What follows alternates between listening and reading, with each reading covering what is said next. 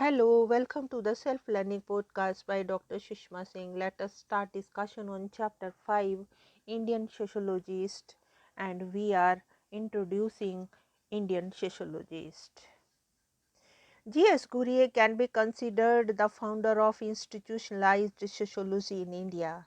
He headed India's very first postgraduate teaching department of sociology at Bombay University for 35 years. He guided a large number of research scholars, many of whom went on to occupy prominent positions in the discipline.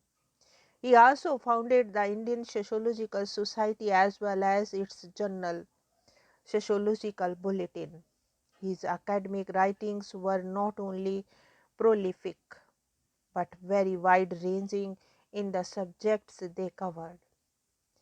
At a time when financial and institutional support for university research was very limited, Ghurye managed to nurture sociology as an increasingly Indian discipline. Ghurye's Bombay University department was the first to successfully implement two of the features which were later enthusiastically endorsed by his successors in the discipline.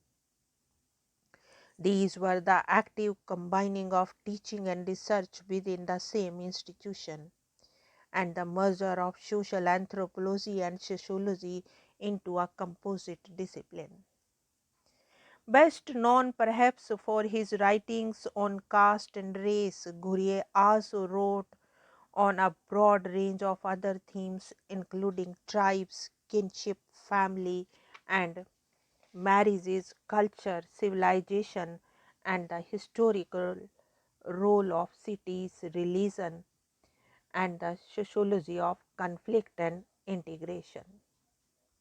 Among the intellectual and conceptual concerns which of influenced Ghurye, the most prominent are perhaps diffusionism, Orientalist scholarship on Hindu religion and thought, nationalism, and the cultural aspects of Hindu identity.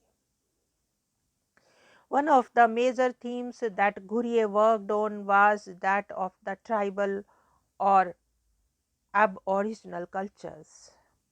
In fact, his writing on his subject and specifically his debate with Varian Alvin, which first made him known outside sociology and the academic world.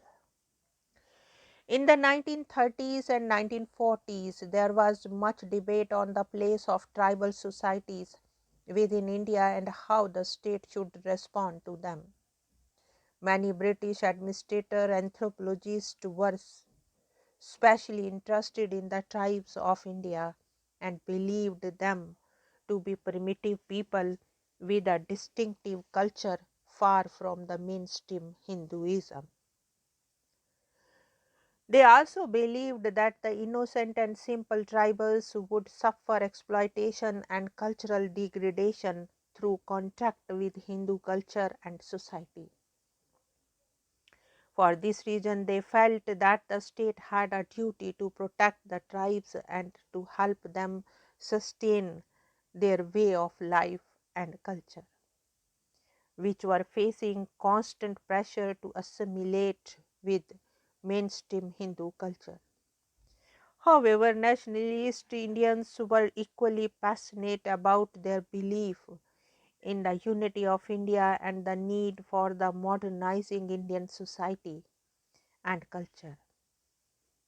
They believed that the attempts to preserve tribal culture were misguided and resulted in maintaining tribals in a backward state as museums of primitive culture. As with many features of Hinduism itself, which they felt to be backward and in need of reform, they felt that tribes too needed to develop. Ghurye became the best known exponent of the nationalist view and insisted on characterizing the tribes of India as backward Hindus rather than distinct cultural groups. He cited detailed evidence from a wide variety of tribal cultures to show that they had been involved in constant interaction with Hinduism over a long period. They were thus simply further behind in the same process of assimilation that all Indian communities had gone through. This particular argument, namely that Indian tribals were hardly ever isolated primitive communities of the type that was written about in the classical anthropological text, was not really disputed. The differences were in how the impact of mainstream culture was evaluated. The protectionists believed that the assimilation would result in the severe exploitation and cultural extinction of the tribals. Gurye and nationalists, on the other hand, argued that these ill effects were not specific to tribal cultures, but were common to all the backward and downtrodden sections of Indian society. These were the inevitable difficulties on the road to development. Now, let us wind up the session and thank you very much for engaging yourself with the Self Learning Podcast.